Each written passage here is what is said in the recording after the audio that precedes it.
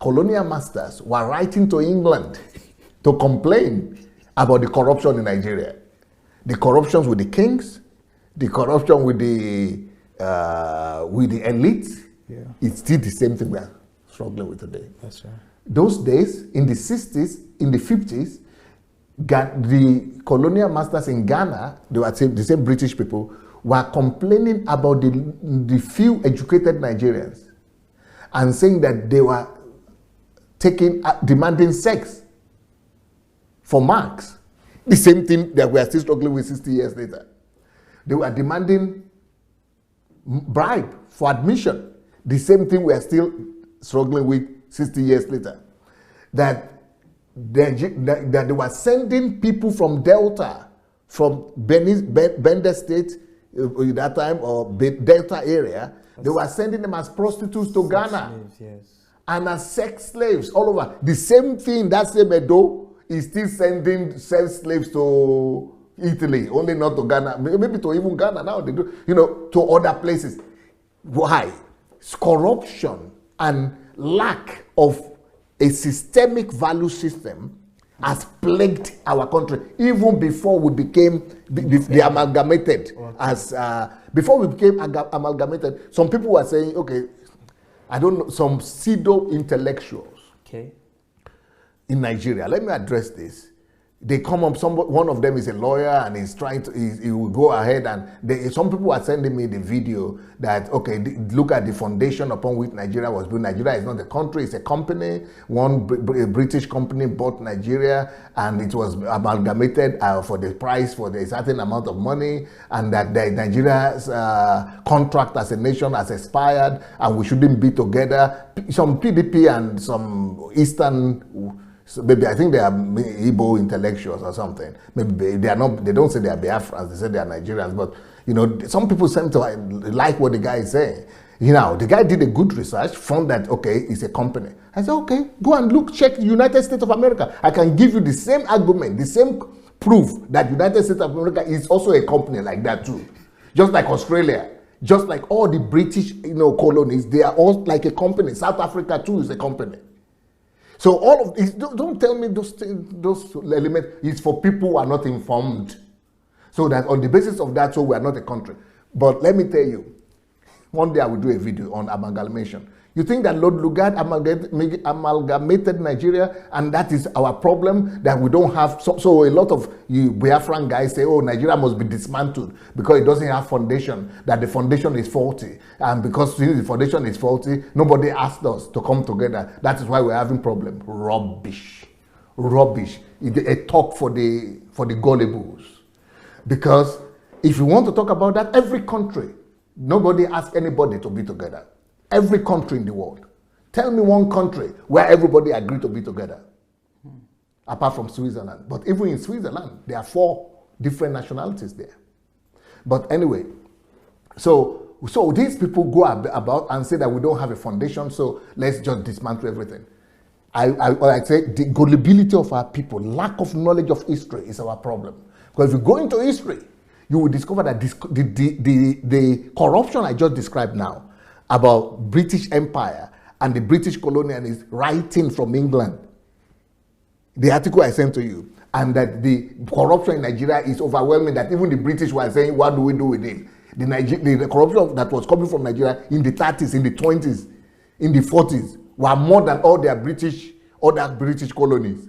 They were wondering, what should we do? That if I told you now that we are sending, our elite were sending prostitutes, are already out in the 40s, in the 50s, that they were already taking bribes, they were already for students, they were already, so that is nothing compared to what was happening before amalgamation. You have to be saying, thank God for amalgamation. That amalgamation they are saying is not genuine, that is the source of our problem. It is the source of our deliverance. Wow. Before amalgamation, Igbos were being sold out as slaves by fellow Igbo commerciants. My own people, Ijebu people, were never sold out as slaves. Go and check it in history. Ijebu people were never sold out as slaves. But you know what Ijebu people did? And I have to say this now, and I'm sure some Ijebus will come after me, but history will vindicate me, because this is true. Ijebu people, because it is without passing through Ijebu land, you can never get to the sea where the carriers were, where the ship were that were carrying slaves. So Ijebu people made a deal with the slave traders that they would never take an Ijebu citizen as a slave or to send them abroad. But we will be accomplice. So Ijebu people will go and partner with the warlords who are waging war against other Yoruba. They had a lot of civil wars among the Yoruba people. But the Ijebus were the merchants because they are closer to the sea, so to the ocean. So they were the middlemen. They were the people helping to sell their brothers. I'm Ijebu myself, so I have to say it. They protected their own tribe, but they sold other Yoruba people into slavery. Ijebus did that. So will I now come out and say that we have always been good? This was before amalgamation. These Igbos did the same thing, but Hausas were the greatest culprits in this. Hausas and Fulanis, they were the greatest culprits. Hausas participated in Fulanis were selling out Hausas at first. Then later on, Hausas and Fulani joined together and they started grading from every northern tribe, selling them into slavery to Arabs. They did the same thing to Igbos. Then the Igbos did the same thing to themselves. Yorubas did the same thing to the Yorubas. Your Igbos were sacrificing other Igbos as sacrifice. Yorubas were sacrificing other Yorubas as human sacrifice. This was before amalgamation. You want to tell me that amalgamation is evil to Nigeria? Let's argue the case. Let's argue the case.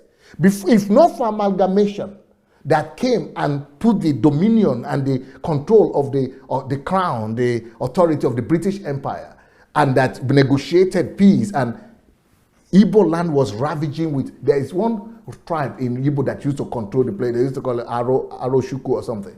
That Aroshuku area, they were a terror to other Igbo tribes. The same thing with Yoruba people. They were killing one another. So amalgamation did more good to Nigeria. I mean, you all know about the killing of twins. Yes. What her name? Mary Slessor and all that. Thanks to them, thanks because of the amalgamation, because the country was united and brought together. So they were able to allow the British missionaries to go, and she was not just a missionary, she was representing that amalgamated British Empire. She had a position in the government. That's why she was able to go into the interior and see all the sacrifices of human beings that was happening. She didn't just stop, Nigerians know that she stopped the killing of twins in Calabar, but no. She stopped the killing of twins in Calabar. She stopped the killing of twins in Port Harcourt. Port Harcourt people were killing twins too. She stopped the killing of twins in Igbo land. Igbo people were killing twins too. Then apart from her, there was another person that stopped the killing of Igbos and a lot of horrible things. It's called Ajayi Crowther. Ajayi Crowther didn't just translate the Bible. He stopped the killing and sacrifices. When the king dies, they sacrifice people in Yoruba land, in Igbo land, in South, in everywhere. Ajayi Crowther championed that cause and stopped all that. And that's only because he came back as a slave that was returned and was representing the British mission in Nigeria. It's thanks to the amalgamation. If not for amalgamation, we would all have been sacrificed. Maybe your mother and your father would have been sacrificed. We wouldn't have been alive today. So for those people who are saying, our foundation is faulty, who brought us together? Did Britain, that most of you who are arguing that you are living in Britain now, who negotiated that Britain and Wales will be together? Who negotiated that British and Ireland will be together? Britain and Scotland. It's an act of conquest. Go and find out. Who negotiated that America will be together? It's as a result of war. Who negotiated that Canada will be together? It's as a result of slaughtering indigenes. Go and check out every country where you are living in now in Europe. Who negotiated that they will be together, not by force? Everybody is by force. Wake up, read history. 200, 300, 500, 1,000 years back. Read history. Get your mind to work before you come and tell some dirty jokes on Nigerians and fool them. I will not allow those people who are less informed to steer away to the wrong direction. Would we say that in Nigeria there is a case of people who are moving or pushing for the interest of their tribe at the expense of national improvement or national progress? Is that something that is happening in Nigeria? Yes, but that is happening not just by one tribe or another tribe. That is happening by all the tribes. So every tribe is... For example, in Nigeria, okay. Not every tribe. Okay. For example, what you have just said now. Yes. Any time I hear people talk about restructuring, yes. Restructuring Nigeria, I think those people are pushing for their own interests at the expense of national unity and of Nigeria as a whole. Because when people talk about restructuring, I say I don't agree with that. I want reconstructuring, not restructuring. And the people who believe in restructuring, they are always pushing it through hatred, anger. They are always wanting to reduce the unity and the power of the central Nigerian identity. Yeah. So that it will be more of their own local something. How would that make us more Nigerian? That will only make us less Nigerians and make us more tribal conscious. Yeah. And they are the same people who complain about tribalism. Sunday Adelaja here. If you believe in nation building principles, please like this video, share it with your friends, and let's change our nations together.